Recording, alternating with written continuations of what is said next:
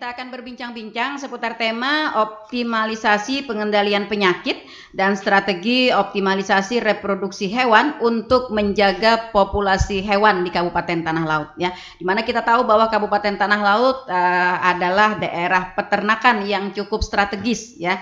Nah, sebelum kita lebih jauh berbincang-bincang, kami mengingatkan kepada Anda, kami menunggu suara pendengar di 0811 5012 304. Baik, di awal kita ingin mengetahui dulu ya, sejauh ini bagaimana penanganan atau juga kondisi PMK di Kabupaten Tanah Laut. Ya, berikut akan disampaikan, akan dijelaskan oleh Pak Taufik. Silakan Pak. Terima kasih. Assalamualaikum warahmatullahi wabarakatuh. Waalaikumsalam. Selamat pagi untuk para pendengar, untuk pendengar yang berbahagia.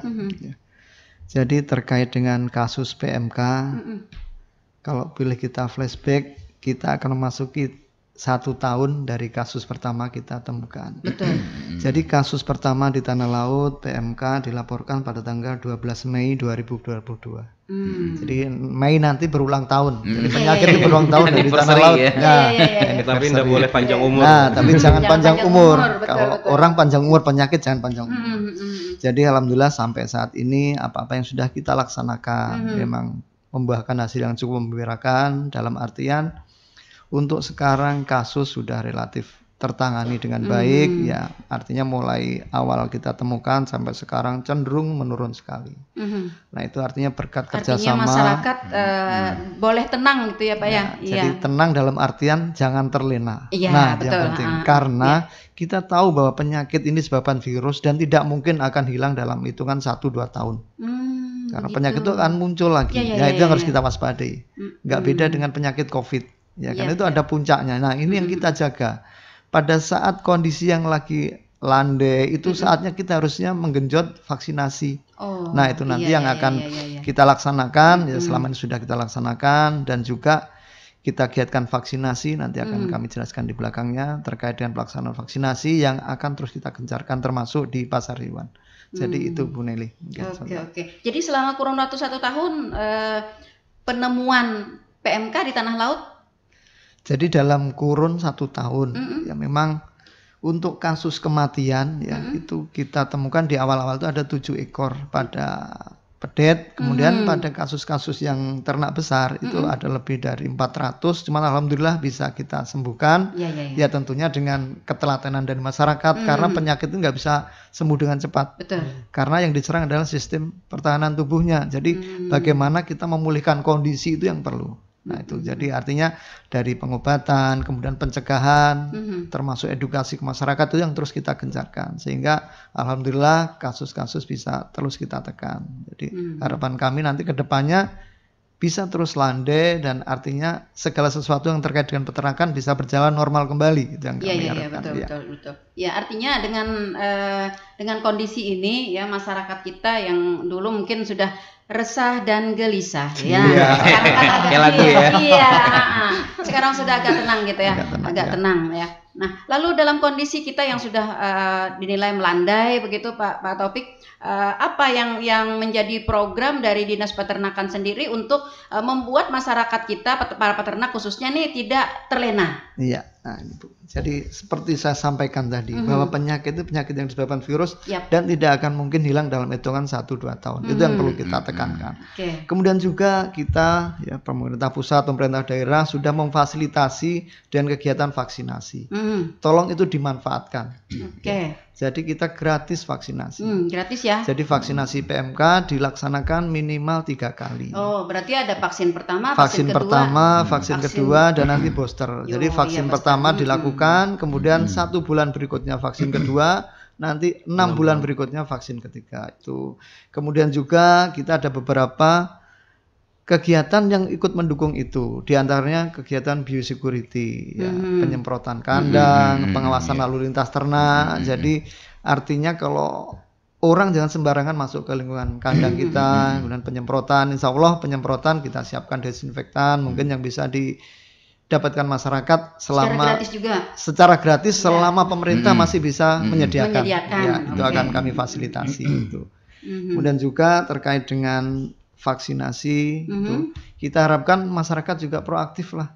Jadi jangan menunggu dari petugas bergerak baru, jangan. Itu harapan kami seperti itu.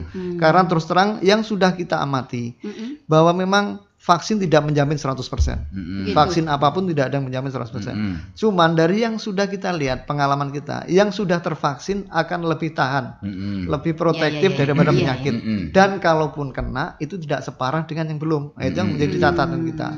Jadi kalau misalnya setelah divaksin ada reaksi post vaksinasi, Bu Nelly ya, seperti kayak orang COVID. Itu tolong jangan, itu tolong jangan disikapi berlebihan. Itu adalah reaksi dari tubuh ternak terhadap vaksin yang dimasukkan. Itu bisa diobati. Jadi itu jangan dijadikan hal yang berlebihan. Karena itu normal aja terjadi kasus, artinya terjadi reaksi post vaksinasi itu normal. Bahkan katanya Pak ya, kalau dia bereaksi itu berarti vaksinnya jalan gitu ya.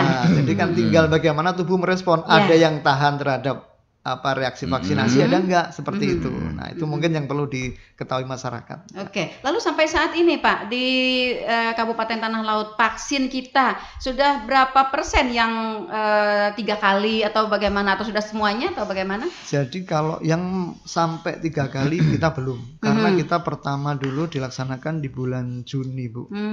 Bulan Juni, jadi kan mungkin dalam tahapan ke depan ini akan baru masuk ke tahap ketiga. Ya, jadi kita awal sekali Juni 2022 ya itu dilaksanakan, dan juga kemudian bertahap ada vaksin 1, vaksin 2, yang jelas sampai tahun 2022 kita kemarin sudah mencapai 17.570. Itu masih jauh sebenarnya dari target populasi kita. Kita sekitar 80 ya. 82 ribuan. Cuman ya itu yang terkendala kita terhadap ternak yang dilepas liarkan, yang dipelihara ekstensif, yang di daerah perkebunan kelapa sawit, atau di kebun benda, di grazing, di lahan, dan enggak ada talinya, jangan enggak kendala bagi kami. Nah, jadi harapan kami nanti itu bisa dikondisikan, itu bisa kita vaksin semua. Karena artinya cakupan vaksinasi tidak akan menghasilkan kekebalan yang atau herd immunity yang maksimal kalau belum mencapai sekitar 70% dari populasi. Sama kayak COVID. Itu. Jadi harapan kami nanti dari masyarakat juga ikut proaktif lah. Jadi kami dari dinas sudah bergerak, tolong masyarakat juga ikut membackup kami, membantu kami untuk kegiatan. Makanya kami tiap Senin dengan bidang Pak Ferry, bidang perbibitan, melaksanakan kegiatan vaksinasi di pasar hewan. Itu yang upaya kami untuk mempercepat capaian itu tadi. Kemudian untuk tahun 2023 sampai bulan Februari kita baru bisa mencapai 2.424 dosis itu yang bisa kita laksanakan. Nah, tentunya ini masih kerja. Ini masih vaksin pertama juga ya Pak? Ada yang vaksin pertama, ada yang kedua, karena terus terang lalu lintas kita juga tidak terhenti, Bu. Jadi dengan kondisi pandemi itu bukan stagnan, berhenti sama sekali, enggak, masih ada, tapi ada beberapa aturan yang harus tetap kita ikuti. Jadi kita ada surat edaran dari Satgas PMK Pusat yang nomor 8 tahun 2022 tentang pengendalian lalu lintas. Itu ada. Kemudian juga ada surat edaran Gubernur Kalsel ya tahun 2022 juga tanggal 30 September terkait bagaimana mengatur lalu lintas. Karena terus terang dari sisi populasi kalau kita berbicara skop tanah laut terpenuhi. Cuman kalau kita ngomong skop Kalsel masih kurang. Nah, jadi kalau kita menutup sama sekali pasti akan terjadi kekurangan suplai ke tempat kita. Itu yang harus kita cermati. Di satu sisi kurang, di sisi lain kita harus mewaspadai penyakit. Nah, itu ya. Jadi makanya ada aturan-aturan itu. Seperti apa sih ternak yang boleh masuk ke Kalsel? Kalaupun boleh masuk, apa persyaratannya? Itu yang harus kita ketahui semua. Pemeriksaan itu dilakukan di mana, Pak? Jadi begini, Bu. Pemeriksaan ada yang dilakukan di daerah asal. Jadi sebelum ternak masuk ke Kalsel harus diperiksa dulu, ada itu persyaratan. Kemudian masuk ke sini ada juga. Jadi berlapis. Dan kita juga ada dibantu beberapa UPT kementerian, kita ada balai veteriner, ada balai karantina, itu semua yang ikut membackup. Jadi dalam upaya mempertahankan secara umum Kalsel, khususnya di tanah laut, karena sasaran masuk pasti ke tanah laut. Kita sebagai sentra ternak, kita punya pasar, nah itu yang menjadi artinya daya tarik bagi daerah lain. Karena dengan kondisi sekarang ini banyak daerah yang tidak bisa mengeluarkan ternaknya. Nah, jadi kan sasarannya ke kita yang harus bisa menjaga bagaimana di sisi suplai kita kekurangan, di sisi penyakit kita bisa tetap aman gitu. Teknis proteknya Pak yang masuk dari luar tanah laut ke pasar hewan pelihara saat ini? Jadi gini, jadi teknisnya kita laksanakan bahwa ternak yang masuk harus tervaksin, kalaupun tidak divaksin kita siapkan vaksin di situ. Nah, cuman ini akan kita Pak Ferry ya, coba kita evaluasi. Nah, itu kita evaluasi. Jadi selama ini ternak yang sudah berapa Senin ini ternak yang masuk harus divaksin dan juga harus ada penandaan nanti yang disampaikan Pak Ferry, ada penandaan yang barcode identik PKH itu. Iya. Nah, selama ini yang kekhawatiran masyarakat seperti itu Pak. Nah, lalu ada kemarin titipan pertanyaan juga, apakah pemeriksaan itu perorangan per satuan hewan atau per koloni? Nah, jadi begini Bu, kalau untuk yang terkait dengan PMK itu artinya apa ya? Di pool istilahnya. Jadi misalnya per 100 sekian sampel, nggak semua itu. Itu nggak semua. Itu ada di edaran SE Satgas itu ada. Jadi untuk jumlah 100 sampai sekian ada sekian sampel yang harus diambil. Itu untuk yang PMK. Cuman kita juga mempersyaratkan ini Bu Nelly. Untuk ternak terutama yang mau dikembangbiakkan. Itu ada istilahnya kita penyakit brucellosis atau penyakit keguguran. Nah, itu harus 100%. Harus semua diambil sampelnya. Jadi kalau untuk yang PMK itu yang melalui pemeriksaan ELISA atau PCR itu bisa di-pool. Jadi dari sekian ratus misalnya hanya diambil sekian persen. Iya. Nah, kekhawatiran masyarakat di situ Pak Taufik. Iya. Jadi kalau jumlah 10 ya harus 10 semua diambil. Nah, jadi kalau jumlah yang banyak mungkin baru di persentase itu tadi. Kemarin kekhawatiran masyarakat itu di situ. Jangan-jangan yang tidak termasuk sampel begitu, ternyata dia yang mengidap gitu. Nah, cuman iya masyarakat kan boleh berasumsi kan Pak ya. Nah, lalu upaya dari pemerintah kita Pak untuk memberikan asupan daging misalnya yang baik ya, yang memang sehat, tidak mengandung penyakit tadi, apakah PMK ini misalnya yang tidak terdeteksi kemudian dia menjadi konsumsi masyarakat kita, sejauh mana pengaruhnya Pak dengan masyarakat? Jadi begini Bu, yang perlu diketahui masyarakat bahwa PMK bukan penyakit zoonosis, bukan penyakit yang menular ke manusia. Itu yang perlu jadi catatan. Jadi nggak perlu khawatir mengkonsumsi daging yang dari sapi yang kena PMK. Cuman dengan catatan. Nah, itu yang harus kita ketahui. Bagaimana kita mengolahnya? Jadi dalam artian mengolah itu bukan kok terus artinya nanti menular ke manusia, enggak. Jadi lebih ke arah penularan ke ternak yang lain yang kita jaga. Jadi termasuk misalnya jeroannya. Itu jeroannya harus direbus dulu. Kemudian bagian-bagian rusak, terutama daerah mulut kan, kalau PMK kena daerah mulut, daerah lidah, kemudian ada sebagian kaki. Sop kaki nih. Itu dibuang Bu. Kakinya, teracaknya loh ya, jangan sebawahan kaki jangan kan. Bagian yang rusak itu yang kalau harus kakian nanti saya cariin di mana gitu buangnya ya. Nah, itu yang harus kita ketahui. Jadi yang jelas bukan zoonosis yang perlu. Nah, beda lagi dengan kalau misalnya Bu Nelly atau Pak Iwan pernah dengar antrak. Lah itu harus nggak boleh. Nah, itu zoonosis nggak boleh sama sekali. Nah, itu yang harus diketahui masyarakat. Jadi jangan sampai wah nanti gara-gara PMK bisa menular. Nah, artinya kita sekali lagi nih ya menyampaikan kepada masyarakat tidak perlu khawatir. Tidak perlu khawatir ya, meskipun artinya pemeriksaan dari hewan yang masuk itu hanya sampel minimal lah misalnya maksimal lah 50% dari hewan yang masuk itu diperiksa. Namun sisanya ya meskipun misalnya terindikasi misalnya tapi tidak akan berbahaya bagi manusia. Ya, teruskan makan daging. Meneruskan kekhawatiran masyarakat Pak. Karena kemarin ada sempat juga beredar di media sosial ya, bahwa kan orang kalau masuk ke pasar hewan itu atau maunya sapi dipotong ya Pak ya. Memang dikonsumsi pedaging ya. Jadi karena di masyarakat ini ada Pak mengatakan kalau amankah baru divaksin dipotong. Jadi apakah ada pengaruhnya vaksin tersebut dengan yang dikonsumsi manusia? Jadi kemarin ada di media sosial itu Pak mengatakan kalau amankah kalau baru saja divaksin karena memang masuk pasar hewan ini memang untuk dipotong daging gitu ya. Artinya asumsi masyarakat itu vaksin itu masih ada di dalam daging. Nah, masih ada di dalam daging. Jadi begini. Belum larut banget gitu. Sebenarnya kalau itu tahu mau dipotong, mending nggak usah. Jadi kalau yakin itu mau dipotong loh ya jangan divaksin. Kita pertama mubazir vaksinnya, Betul. sayang vaksinnya kan itu. Kalau memang Belum sempat berjalan nah, dia ya. iya gitu. Kalau memang itu mau dipotong ya nggak usah divaksin. Kecuali masih dipelihara berapa lama, mungkin sampai 1-2 minggu. Nah, itu masih berpotensi menjadi sumber penularan kalau dia tidak terprotek tubuhnya. Nah, jadi kalau memang hari ini beli terus besok mau dipotong ya nggak usah divaksin. Misalnya Pak, sudah divaksin Pak, sudah iya, divaksin. iya. Jadi mungkin tapi mau dipotong. Iya. Jadi jedanya ada Pak? Sesuatu dan Iya. lain hal gitu Ada ya. ada batas waktunya Iya, Pak iya. untuk bisa Maksudnya- dipotong gitu. Iya, maksudnya Jadi dari kalau divaksin itu Pak. selama Dan emang ini di ya, garis besarnya aman ya, kah? ya, jadi yang setahu saya nggak ada kalau namanya itu withdrawal time ya, ada batas waktu sampai Ada di jeda mana waktu vaksin nggak gitu ya. Jadi termasuk dari produsen pun nggak menyantumkan itu. Jadi memang dianjurkan untuk yang divaksin dipotong. itu yang untuk jangka panjang. Jadi selama ini nggak ada laporan itu bahwa terus nanti setelah divaksin gimana, nggak ada ibaratnya nggak ada cross juga antara vaksin apa itu PMK dengan manusia itu nggak ada cross reaksi nggak ada. Iya itu.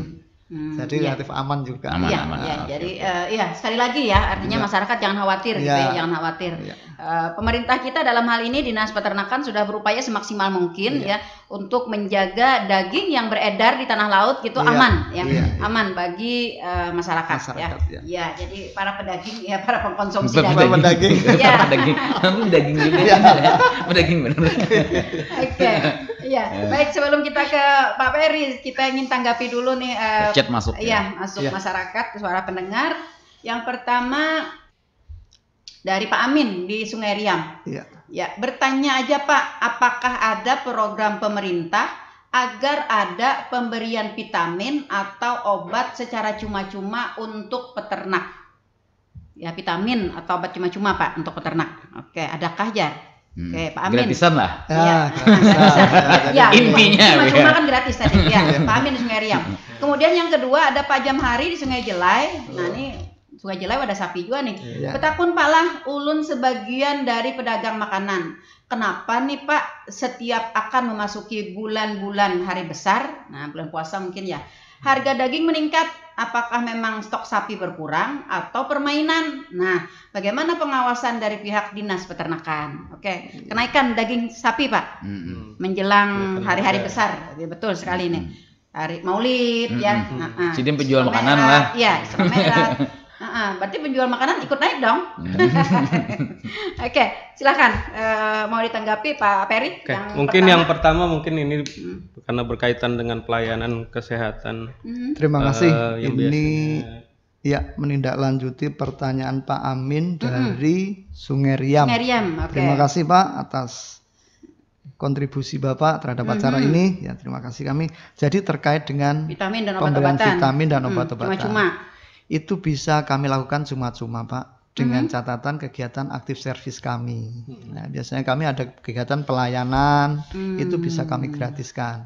Cuman kalau Bapak memanggil petugas, ya biasanya mereka mengenakan jasa terkait transportnya atau apa itu ada. Jadi kalau kami dari dinas, sekali lagi selama dinas masih bisa menyiapkan termasuk tadi Bu Nelly terkait dengan obat semprot desinfektan, nah kita bisa memfasilitasi itu. Jadi tolong bukan artinya nanti Bapak punya 2 ekor manggil kami dari dinas terus kami datang, enggak. Jadi kegiatannya berupa kegiatan ekstensif yang dalam jumlah banyak. Misalnya dalam kelompok ada Ya, berapa kandang, berapa itu usulkan ke dinas. Misalnya Pak kami ada keluhan seperti ini, mohon bisa difasilitasi untuk pelayanan. Nah insya Allah itu akan kami tindak lanjuti Ya, ya, ya, dan ya. itu gratis. Iya, Nah, itu permintaan atau program Jadi dari gini Bu, kalau program kita ada, cuman kita kan kadang nggak Iya, tahu iya, iya. kalau nggak dari Harus ditunjang bottom up dari- ya ya. dari masyarakat. Oke, Nah itu iya. harapan kami seperti itu. Dari artinya begini, kami akan lebih perhatian ke masyarakat yang juga mengajukan permohonan karena kami nggak tahu di mana yang ada itu di mana gitu. Jadi biasanya masyarakat Pak ajukan surat ke dinas, kami ingin melakukan kegiatan misalnya vaksinasi atau pelayanan pemeriksaan kebuntingan, Bapak mungkin bisa juga Ya. silakan layangkan ke surat ataupun melalui petugas kami di lapangan untuk dilaksanakan pelayanan secara massal. Nah itu Oke. akan kami Iya, gratiskan. iya. Rugi malah seorang aja didatangi. Iya, iya. Jadi baik untuk Pak Amin di Sungai Riam ya. Jadi kita garis bawahi kembali bahwa penyediaan vitamin dan obat-obatan dari peternakan itu memang ada yang cuma-cuma, Ada, ada yang Bu. cuma-cuma Ada. dengan persyaratan ya Ya. harus berkelompok, Ya. melakukan permintaan, Ya. ya melakukan permintaan. Nah seperti itu ya Pak Amin, pian bisa berkumpul ke kawanan pian, ya di Sungai Riaman. Nah Sungai Riaman itu ada berapa nanti Ya. sampaikan permohonannya ke Dinas Dinas, Peternakan, ya untuk diberikan vitamin dan obat-obatan, disinfektan, vaksin secara cuma-cuma. Iya. Oke. Sebelumnya memang ada kami laksanakan pelayanan Bu ke desa-desa. Yap. Kita tentukan beberapa titik kumpul. Jadi petani ini datang bawa ternaknya ke situ. Kita kalaunya ada pas yang bunting kita cek kebuntingannya. Kalau pas ada yang birahi kita lakukan inseminasi buatan. Oke. Tapi karena setahun ini dengan adanya PMK, kita tidak bisa mengumpulkan banyak sapi. Akhirnya itu kita pending dulu karena bakal membuat lebih banyak lagi penularan karena dikumpulkan di satu titik. Sementara ini pelayanan vaksin pun dan penandaan kami dari kandang ke kandang. Jadi umpamanya ada permintaan di daerah ini, entah aparat desanya yang ke kami mau minta vaksin, kami akan datang dengan beserta tim dari kesehatan hewan. Dengan protokol kesehatan hewan. Ya. Ya pakai APD yang standarnya untuk pelayanan hewan. Ya, hewannya juga mungkin Sapinya kan ada masker kan, Bu?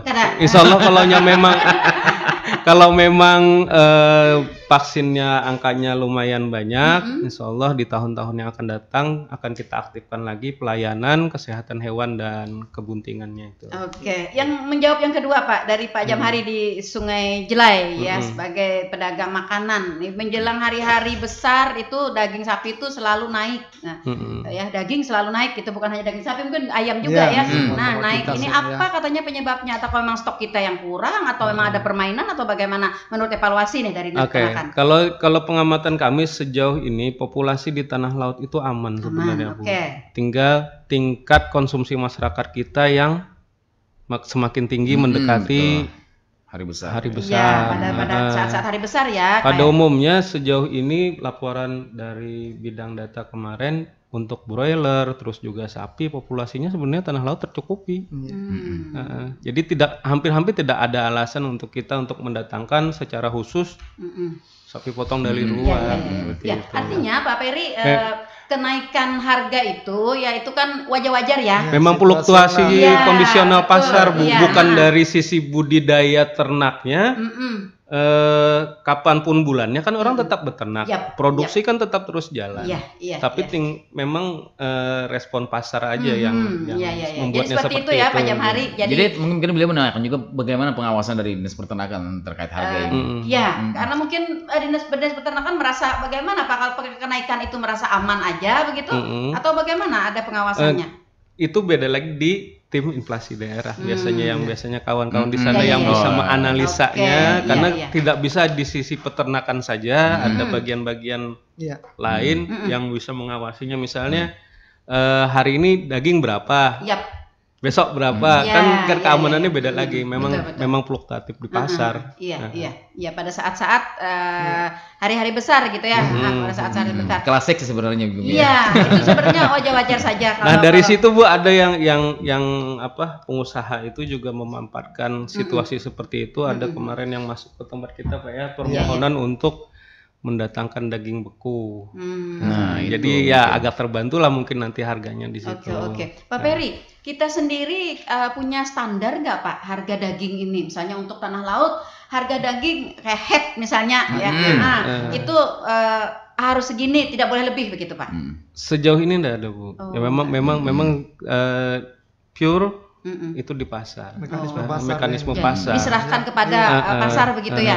Karena di sisi lain meskipun kita menentukan kalau mekanisme pasarnya malah tambah biasanya tadi jadi gejolak juga. Iya betul. Ada beberapa hal yang kita sehingga tidak bisa mengatur headnya itu ya Pak ya. Iya. Nah lalu sejauh ini memang dipantau kenaikan daging itu ya, kenaikan harga daging itu ya. Mungkin tim pemantau rasanya kenaikan ini cukup wajar begitu Pak ya. Jadi mungkin tidak ada penertiban, tidak ada apa begitu ya. Seperti itu ya. Tapi kan nanti kalau pas lagi apalagi hari-hari biasa gitu kembali lagi begitu ya? Normal. Kembali normal lagi, Bu. Kembali normal lagi, oke.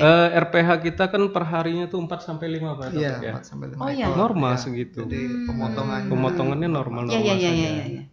Ya, seperti itu ya Pak Jamhari.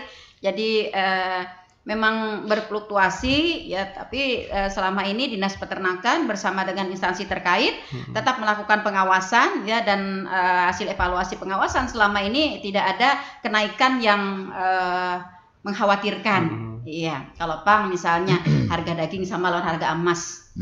Malah gimana jadi? Memang sejuta. Ya kalau Memang dilema Bu ya. Pengen harga bahan mentahnya mahal, jadi sedangkan untuk menjual yang sudah jadi harganya tetap saja ini mungkin jadi problem dari para pedagang. Iya, mungkin itu ya. Jadi bagaimana siasat aja nih ya? Iya, bagaimana Hendak mensiasati. melarang ngejar. Dihalusi Kalau irisan. dihalusi Iya, irisan. dicampuri lawan oseng-oseng. Oke, begitu ya Pak Jamhari ya. Terima kasih sudah Mengerti Pak Jamhari, mengerti. Iya, bergabung bersama kami di pagi hari ini. Oke, saya masih ke Pak Ferry.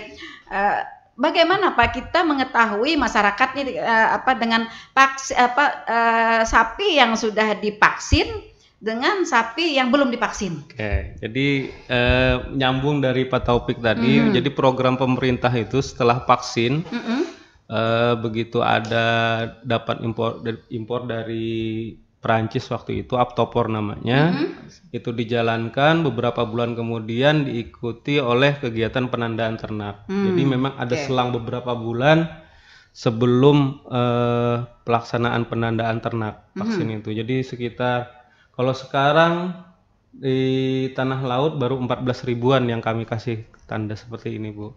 Jadi ini itu di mana gantungnya, Pak? di namanya AirTag. AirTag dipasang di telinganya sapi, di telinganya sapi. Kemudian di aplikasi ada namanya Identik PKH. Jadi Identik PKH ini aplikasi yang dipegang masing-masing petugas kami di lapangan yang bertugas memasang AirTag. Nah, kemudian AirTag ini di-scan, Bu. Di-scan. Nanti keluar datanya di sini, terus diisi. Diisi nama rumpun sapinya apa, jenis kelaminnya apa, alamat pemiliknya di mana, apakah divaksin atau belum. Nah, seperti itu. Nah, jadi ada 2 aplikasi di tempat Pak Taufik, untuk aplikasi vaksin juga ada di tempat kami, ada namanya Identik Ternak dengan kartu vaksin elektronik. Jadi seumpamanya AirTag ini sudah dipakai dan sudah divaksin, begitu kita scan ada kartu vaksinnya, Bu. Mirip-mirip kayak yang Peduli Lindungi. Kita scan, ketahuan. Oh, ini sapi dari mana datangnya. Misalnya sapi ini sudah divaksin 1 bulan yang lalu. Berarti begitu masuk pasar hewan atau masuk ke tempat kita di tanah laut, meskipun ini dari daerah manapun, kita tinggal tambahkan vaksin lagi sekali. Nah, kodenya kebetulan kalau kita lihat KTP kita kan depannya 63, Kalimantan Selatan, sama, Bu. Iya. Jadi kalau beda dari 63 pasti sapi dari luar. Begitu. Iya. Secara fisik. Orang peternakan hafal gitu ya. Memang ada daftarnya seperti mirip kayak yang di KTP. Iya. Selain daripada untuk mengetahui bahwa sapi tersebut atau ternak tersebut sudah mendapatkan vaksin, penandaan ini apalagi Pak tujuannya? Penandaan ini menghitung data real populasi kita. Jadi targetnya itu kemarin di awal 2022 itu 84 ribuan. Ditambah kambing sekitar 174. Tapi setelah itu dikoreksi lagi. Sejauh ini datanya yang sudah kita vaksin sampai Februari kemarin, sebentar. Itu ada 14.062. Nah, jadi dari Agustus kita mulai penandaan, kemudian di 2 bulan terakhir ini karena kita push terus di pasar hewan dan juga digiatkan di lapangan, pencapaian kita sekitar sudah hampir 6 ribuan. Target kita tahun ini 24 ribu. Jadi hitungannya 2.000 per bulan lah. Kenyataannya setelah kita dipersyaratkan masuk pasar hewan itu harus dipasang AirTag dan vaksin, terjadi peningkatan penerimaan masyarakat, permintaan masyarakat untuk hewannya divaksin dan ditanda AirTag. Oke. Penandaan ini gratis juga kan ya Pak Peri? Gratis, Pak. Ya, saya ingin menggarisbawahi itu aja. Lalu keuntungan lain Pak Peri, keuntungan lain ketika ternak kita sudah diberi tanda ini? Setelah diberi tanda ini kita tahu pergerakan ternak, Bu. Jadi ada suatu ketika peternak kita misalnya di sini jual sapi tanpa divaksin, terus diperjualbelikan tanpa sepengetahuan kita, seharusnya kan memang tidak bisa keluar daerah sebenarnya, karena kita masih zona merah. Misalnya sapi itu dijual oleh peternak tadi sampai di kabupaten lain, kemudian kabupaten lain menyeken sama kayak yang punya saya tadi tuh, di-scan, oh ini sapi tanah laut. Datang ke sini sudah meriang. Terdeteksi berarti ya. Sampailah di grup. Ini sapi dari tanah laut, belinya tanggal sekian, tolong Pak cek apakah memang benar-benar belum divaksin. Ternyata pas kami cek, memang dari peternaknya tidak mau ternaknya divaksin, tapi mau dipasang AirTag. Nah, itulah macam-macam anunya di lapangan. Seharusnya bergiringan lah, yang divaksin iya, pasang AirTag juga. Artinya apa Peri? Artinya ketika ternak kita sudah dipasang AirTag ini belum tentu dia sudah divaksin gitu ya? Iya Bu, karena pemasangan AirTag ini semua Bu. Sapi divaksin, tidak divaksin harus dipasang AirTag. Mohon izin menambahkan sedikit Bunda Dewi. Jadi yang jadi kendala di kita ini adanya dua aplikasi yang berbeda. Ini yang bagi kami masalah. Jadi kalau penandaan itu memakai aplikasi identik PKH. Sementara di vaksinasi kami memakai AIM namanya. Nah, itu sehingga dia tidak connect tidak bisa connect. Nah, jadi di satu sisi mungkin sudah kita masukkan di AIM tervaksin. Begitu dipasang AirTag itu tidak diinput lagi, pasti tidak akan terbaca vaksinnya. Nah, jadi itu yang akhirnya menjadi kendala kami di lapangan. Jadi kami harus 2 kali kerja, teman-teman tuh. Nanti masang AirTag, memasukkan data, nanti memasukkan lagi data vaksin di AIM sudah dimasukkan, nanti di identik PKH harus masuk lagi. Nah, itu jadi yang enggak satu atap ya. Nah, itu yang jadi kendala bagi kami itu loh. Jadi beda penanggung jawab gini, di kementerian. Kadang misalnya begini ya. Waktu kita cek di barcode itu nggak terbaca belum vaksin. Begitu kita runut lagi di AIM ternyata sudah. Nah, karena memang belum dimasukkan ke identik tadi. Nah, seperti itu. Jadi itu jadi 2 kali kerja. Otomatis dia ya tidak link gitu ya. Jadi kerjaan Mbak ya. Iya, itu yang jadi kendala kami. Itu yang sedang diupayakan mungkin di kementerian bagaimana bisa jadi link sama gitu loh. Jadi sekali masukkan itu masuk semua. Masuk semua gitu ya. Itu. Bagaimana membuka dindingnya ya. Dindingnya akan bisa masuk. Ya, Pak Topik, kalau misalnya sudah divaksin, apakah juga hewan kita dapat kartu vaksin gitu? Jadi kalau selama ini belum sih Bu, kita belum ada kartu vaksin. Cuman apa yang menandakan mereka dapat vaksin? Jadi gini, makanya tuh harapan kami ini dibarengkan ini Bu. Jadi kan gini, jadi kalau itu bareng, jadi petugas kami menginputnya juga bareng. Nah, jadi kan, jadi begitu sudah dapat ini, artinya sudah dijamin vaksinnya gitu ya? Kayak ini ya, contoh Bu ya, ini kan sudah terpasang. Tapi belum melakukan vaksin. Tapi belum divaksin. Nah, ini akan terbaca seperti ini.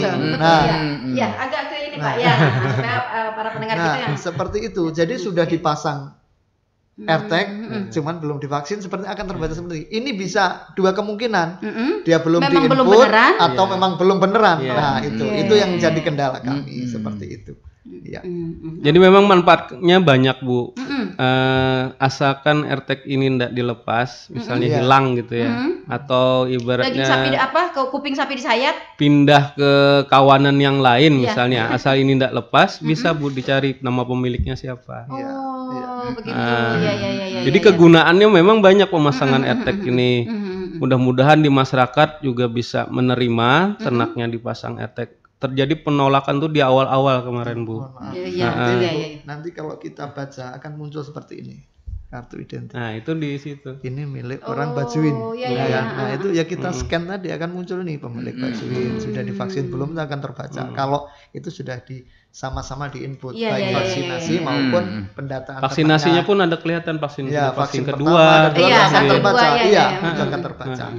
Itu semestinya berarti kalau selama ini memang aplikasinya berbeda, itu berarti tugas kita ya yang Jadi kami harus 2 kali kerja itu. Jadi ada jeda, memang ada jeda Bu, waktu itu pelaksanaan vaksin itu sebelum memang. Agustus, kami penandaan di Agustus. Jadi sempat jauh sempat duluan vaksin. Iya, karena kan waktu itu kasusnya juga mendadak ya. Akhirnya vaksin jalan dulu, baru kemudian terpikir kegiatan penandaan. Jadi vaksin sudah jalan, ini baru diikuti penandaan. Jadi akhirnya aplikasi yang dipakai nggak bisa sama. Pak Peri berarti harus balik lagi nih. Makanya yang ke depan ini yang petugas dari kami pun selalu ikut dengan kawan-kawan Keswan. Jadi ada beberapa orang yang melakukan penandaan, ada yang beberapa orang juga vaksin. Jadi mereka yang menginput 1 orang itu sudah masuk pendataannya, vaksinasinya masuk. Jadi begitu kita scan itu akan ketahuan. Ya, akan keluar berarti sudah memang karena sudah bisa masuk di 2 aplikasi. Kalau memang belum divaksin, memang benar belum divaksin seperti itu.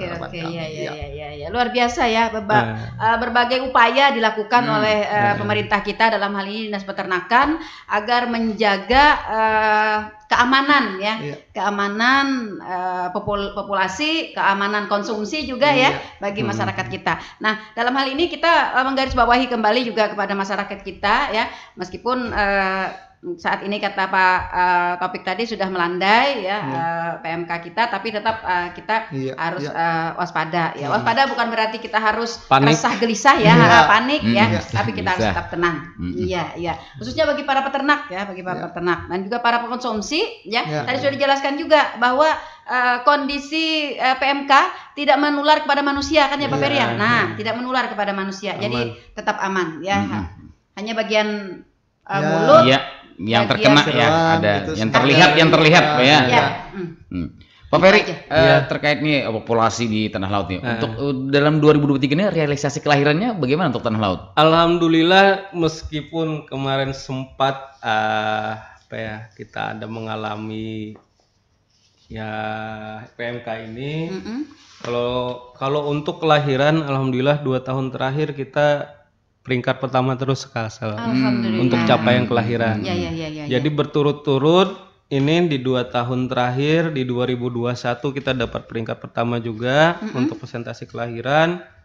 Di tahun 2022 beberapa bulan kemarin, kalau tidak salah bulan Februari, diserahkan penghargaan untuk Kabupaten Tanah Laut untuk capaian kelahiran. Capaian kelahiran kita itu ada 17.000 lebih, hampir 18.000 per tahun. Dari target IB sebesar 21.000. Jadi kan IB itu tidak semua berhasil. Jadi dihasilkan tuh ujungnya kan tetap di kelahiran. Di 2023 kita ditargetkan untuk kelahiran sekitar 9.000-an, hampir 10.000. Karena memang ada ini kan kelahiran targetnya dari pusat Bu, dalam kegiatan si komandan sapi kerbau andalan negeri. Jadi itu memang ada dari pusat program tersebut yang kita laksanakan. Target IB kita tahun ini 17.000, target kelahirannya sekitar 9.000 sampai 10.000. Memang targetnya agak diturunkan karena penganggaran juga di pusat diturunkan, tapi bukan berarti kita terpatok di sini.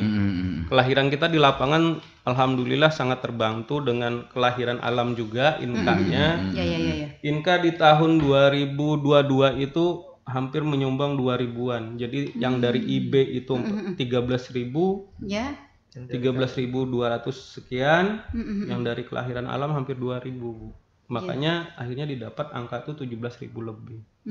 Jadi alhamdulillah kelahiran, meskipun ibaratnya kemarin terjadi PMK di tahun 2022 itu, kita masih di atas lah dari kabupaten-kabupaten lain. Populasinya Selama 2 oke, tahun. populasinya oke. Itu ya bukan hasil kerja saya secara pribadi, tapi juga kawan-kawan di lapangan, para inseminator yang memang rajin memantau populasi di lapangan, dan ada beberapa sekitar 35 orang kita di lapangan yang apabila ada sapi itu pencirian birahi, mereka yang bisa dihubungi.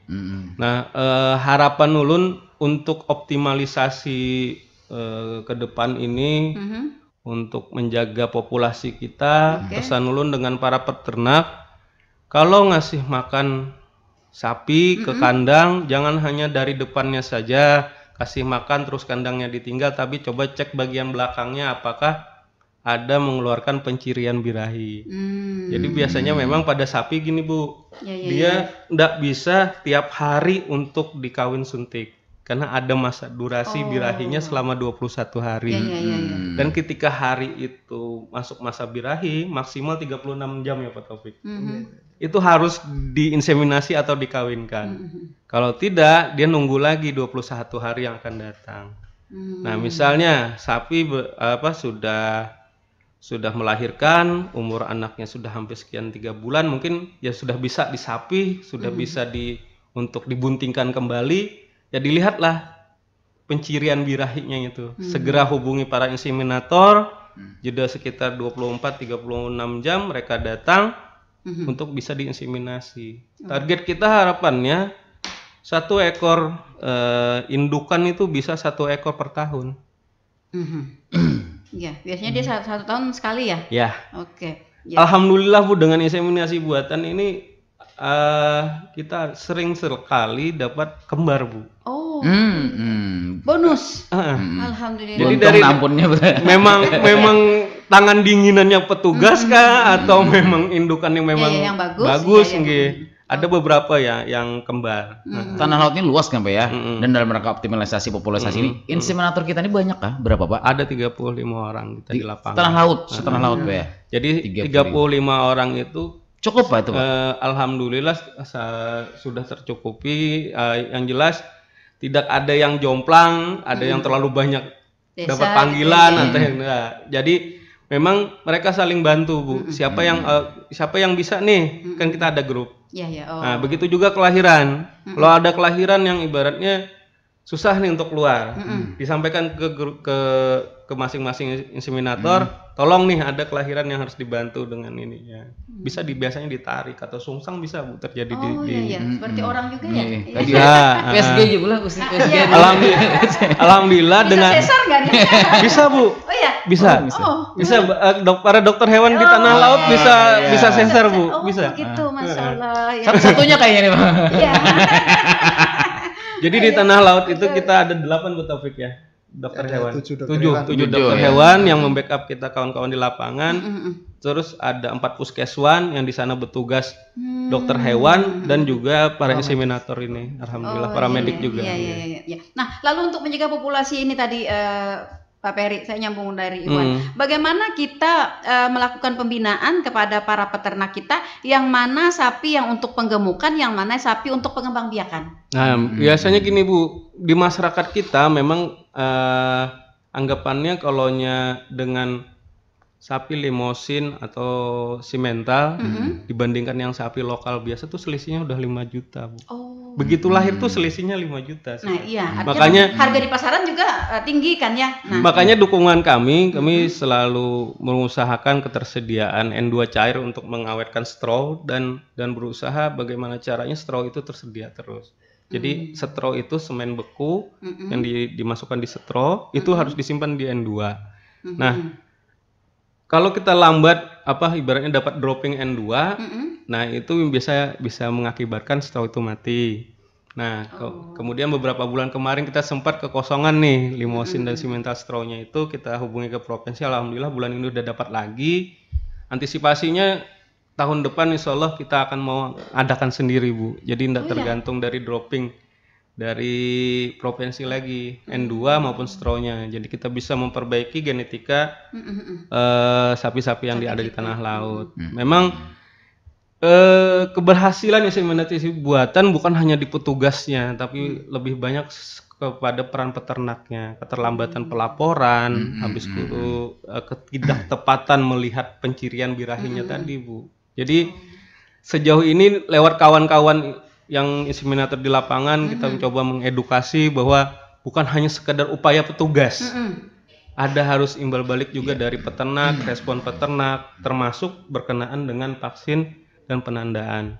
Selama PMK itu masih ada di tengah-tengah kita, itu harus diwaspadai karena bagaimanapun sapi juga bakal ada kondisi yang sangat buruk gara-gara PMK itu. Bayangkan kalau pas lagi hamil kena Tidak bisa PMK makan, gitu ya. kan, Tidak bisa mulutnya susah. Begitu lahir anaknya tidak bisa menyusui karena ibaratnya itu di ambingnya ada Bisa stunting Pak ya? pembengkakan, nggak Bu bisa menurun juga ke anaknya gitu tadi gitu loh. Iya, Makanya bilang Pak Taufik tadi di awal-awal memang perdetan Bu sangat riskan. Nah itulah harapannya bagaimana caranya kami berupaya bisa semakin meningkat yang ternaknya mau divaksin Bu. Pengertian masyarakat seperti itu. Kemudian di penandaan. Penandaan ini kan orang kebanyakan tuh yang tidak menerima sapi jantannya untuk ditandai karena bilangnya nggak bisa untuk dikurbankan. Padahal MUI sudah mengeluarkan fatwanya bahwa penandaan untuk sapi yang pejantan bisa aja untuk dikurbankan, nggak jadi masalah. Artinya iya. Justru lebih sakit dipasang keluh ketimbang dipasang tanda itu ini. bukan Dulu kan pernah ada penandaan tapi yang pakai cap di badannya ya. Ya itu kan lebih sakit Bu. Iya, Tato. jadi dipanasin Ya. dulu Ya, tato. Iya. Oh, seperti itu ya. Jadi mungkin karena ini program baru mungkin ya Pak Peri ya. Jadi perlu waktu lah untuk meyakinkan masyarakat ya. Kemudian mungkin ada pengaruhnya juga kah dengan sapi ketika dia dipasang, mungkin dia karena kayak keplingen kayak gitu. Ada bonel juga. Iya, ada sesuatu gitu di badan saya gitu ya. Awal-awalnya aja reaksi waktu dipasang aja seketika udah dipasang udah enggak masalah. Alhamdulillah dengan adanya kegiatan kemarin di pasar hewan, kita ada kegiatan bersama-sama tim vaksinator dari tanggal 12 Desember. Jadi tiap sapi yang masuk pasar hewan yang belum ada AirTag ataupun belum divaksin, kita vaksin, kita pasang AirTag kerjasama dengan kawan-kawan dari BIPED, dibantu oleh aparat TNI Polri, kita tertibkan 2 bulan 3 bulan terakhir ini peningkatannya cukup lumayan tinggi Bu. Karena kalau di pasar hewan kan tempatnya kumpul nih, Iya betul. lebih riskan sebenarnya. Iya betul. Untuk penularan. Iya. Nah, Pak Taufik udah mau ambil resiko. Ini harus semua nih, pokoknya kita ketatin kalau masuk ke pasar hewan, dipersyaratkan harus pasang AirTag dan vaksin. Iya.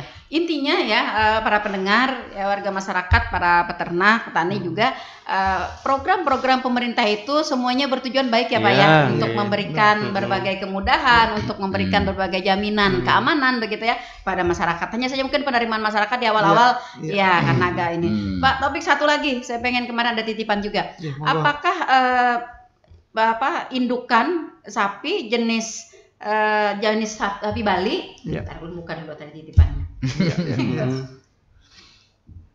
Oke. Apakah jenisan indukan sapi Bali dapat diinseminasi dengan sapi limosin? Bagaimana Pak?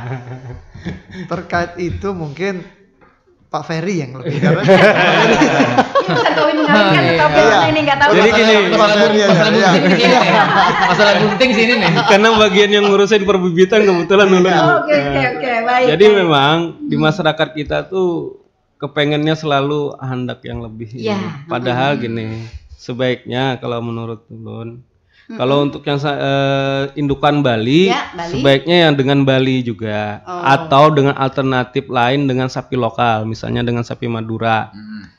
Nah, karena kenapa? Setro yang punya kita itu sudah ber-SNI memang setro dari pejantan Bali yang bagus. Nah, kemudian untuk pencegahan supaya tidak terjadi meminimalisir terjadi serangan jembrana di sapi Bali. Kita sarankan sekarang ini untuk dikawinkan dengan Madura. Jadi straunya dengan Madura, keluarnya anaknya tetap warnanya merah seperti sapi Bali atau Madura, Bu. Karena keduanya memang basicnya sama-sama warna coklat merah bata seperti itu. Nah, kalau dikawinkan dengan Tidak dianjurkan. kalau dengan limosin atau simental, itu Bu yang saya sampaikan tadi yang kawan-kawan inseminator nih, kalau ada yang seperti itu di lapangannya biasanya Bu susah dikeluarkan. Oh. Akibatnya pilihan mana nih? Indukannya kah atau anaknya kah? Ya. Oh. Dan hampir-hampir kolonya sudah dengan sapi limosin dan simental tuh besar anaknya. Apalagi yang baru punya sapi darah ingin di IB, belum menyarankan sih sebenarnya. Kolonya sudah yang 1 kali laktasi oke lah di IB gitu kan. Tapi kalau yang darah mending kawin alam dulu lah. Atau lihat posturnya memang benar-benar matang kelaminnya, udah dewasa memang gitu, ukurannya memang besar. Sebaiknya jangan deh kalau sapi Bali. Ditahan-tahan nafsunya ya. Karena begini, Resiko ya. Resiko bisa hendak jual bisa bule. Tapi pembibitannya lokal gitu. Makanya tanya kemarin Pak, hendak juga katanya bisi limosin. Yang umumnya di masyarakat di luar itu biasanya sapi PO itu pun ukuran yang harus sudah memang besar, Bu. Peranakan ongol yang putih, Bu. Indukan peranakan ongol yang putih. Nah, itu kan jarang tempat kita. Sebenarnya sapi dugul. Banyak adanya simental, limosin yang pada umumnya sekarang perannya si sapi-sapi PO itu, Bu. Sedangkan kita masyarakat kita mana ada kelihatan lagi memelihara sapi putih kan jarang. Iya. Dulu untuk narik gerobak. Nah, yang sapi-sapi seperti itu Bu yang memungkinkan untuk diisi karena posturnya kan lebih besar. Tapi kalau sapi Bali kan terlalu kecil. Bisa resiko pada saat kelahirannya sih sebenarnya. Kalau sesarnya bukan solusi Pak ya? Sesar tuh solusi cuman nggak disarankan karena biasanya akan relatif mahal biayanya. Itu pertama. Kedua juga Bu terkait dengan crossing tadi, itu mungkin yang perlu kita ketahui terkait dengan fertilitas. Biasanya sapi yang crossing, fertilitas atau kesuburannya menurun. Nah, jadi kalau saran kami, kalau untuk pembibitan, untuk indukan sebaiknya sapi-sapi yang murni. Kalau di crossing tuh rata-rata dia kesuburannya berkurang. Jadi sapinya memang bagus, gemuk, cuman kalau tapi untuk jadikan indukan kembali, sering nggak jadi. Ya itu pertama tadi benar disampaikan Pak Ferry bahwa kemungkinan terjadinya distokia atau kesulitan beranak itu besar. Karena apa? Begitu kita masukkan bibit di luar sapi Bali, dia pertumbuhan di dalam tuh besar, cepat kan? Gennya lain. Lain. Kayak Pak Iwan lah. Iya. Ya kan? Jadi kemungkinan nanti karena dia rongga pelvisnya akan nggak memuat dengan anaknya di dalam. Nah, itu sering-sering ya pertama nggak bisa keluar dan kemungkinan juga bahaya bagi induknya. Kalaupun biasanya kalau sudah sempat misalnya kayak di distokia yang parah Bu ya, bener anaknya bisa keluar, induknya biasanya akan rusak. Nah itu yang kita hindari. Pilih yang mana gitu kan, sapi bagus atau apa. Kita punya artinya saran, tolong dilihat dulu. Kalau ingin menyilangkan, lihat posisi induknya dulu, layak enggak. Ya kalau kita melihat anak besar memang seneng ya, cuman kalau efeknya seperti itu perlu dihindari lah. Jadi kalau memang pengen sapi yang gede, cari indukan yang sesuai. Jadi benar, apalagi sapi yang baru kawin pertama. Iya, yang masih ibu muda gitu ya. Sudah ganal, sungseng belum ya. Itu paling Baik ya, Anda yang titip pesan tadi malam ya. Jadi artinya untuk persilangan ya sapi Bali. Tadi seperti disampaikan oleh Pak Ferry sebaiknya diinseminasi dengan Madura ya, bibit Madura ya. Jadi tidak dianjurkan dengan sapi limosin karena akan membahayakan akan membahayakan baik bagi anaknya dan bagi indukannya juga. Walaupun hendak membaiki keturunan. Keturunan ya. Supaya terputih. Supaya terputih tegonal juga. Nah, ini bila gonal ini lah nyaman. Iya, baik, ternyata tidak terasa kita Pak berbincang-bincang kita sudah berada di penghujung waktu ya. Mudah-mudahan apa yang kita perbincangkan di pagi hari ini kembali dapat memberikan wawasan pengetahuan dan juga dapat memberikan partisipasi peran serta masyarakat, ketenangan masyarakat juga ya, khususnya para pengkonsumsi daging ya dalam hal ini para pedagang, masyarakat secara keseluruhan. Tapi sebelum saya tutup Pak Ferry, Pak Taufik, saya ingin closingnya dulu masing-masing. Mungkin ada baik. himbauan atau apa gitu untuk masyarakat kita. Himbauan kami, harapan kami bagi masyarakat untuk yang menunjang untuk kita mempertahankan populasi, harapannya jangan sungkan menghubungi ke petugas ketika sapinya memberikan tanda-tanda dia birahi. Kemudian untuk yang yang biasanya mengangonkan sapi di lapangan supaya tidak inbreeding, sebaiknya mengganti penjantannya per 2 tahun. Jadi tidak ada lagi inbreeding. Kebanyakan kita kan dilepas liarkan lah, kasarnya seperti itu. Mungkin itu aja Bu. Jadi sekalian itu meningkatkan kualitas hewan ternaknya, juga bisa insya Allah mempertahankan populasi di Kabupaten Tanah Laut. Harapannya di tahun ini dan tahun-tahun yang akan datang realisasi kelahiran kita semakin meningkat. Amin. Populasi kita juga bisa kita pertahankan meskipun kena badai PMK dan penyakit lain. Iya. Mungkin itu Bu. Terima kasih atas baik. waktunya. Iya. Pak Taufik, silakan Pak. Saya sedikit yang saya sampaikan, vaksinasi ternak Anda. Ya, itu yang pesan saya, vaksinasi PMK. Jadi hewan rentan PMK atau HRP tolong divaksinasi. Ya, jadi kami gratiskan. Ya, jadi bagi para bapak ibu peternak yang punya kambing, sapi, domba, kerbau yang belum divaksin, tolong segera divaksin. Kita tidak ingin kasus ini meledak lagi, yang akhirnya berdampak pada kita semua. Ya kan? Itu yang kita inginkan. Jadi senyampang kondisinya masih memungkinkan, masih landai, belum puncak lagi, cepat kita cegah. Vaksin tersedia cukup, petugas siap melayani. Tinggal peran bapak ibu peternak yang kami harapkan. Mungkin itu dari kami. Terima kasih. Oke, baik. Terima kasih Pak Peri, Pak Taufik atas bincang-bincang kita di pagi hari ini. Terima kasih juga masyarakat kita dan para pendengar yang sudah berkontribusi bersama kami, dan para pendengar yang sudah setia stay tune di 102,3 LPPL Radio Tuntung Panang FM, radio berinteraksi untuk pembangunan Kabupaten Tanah Laut.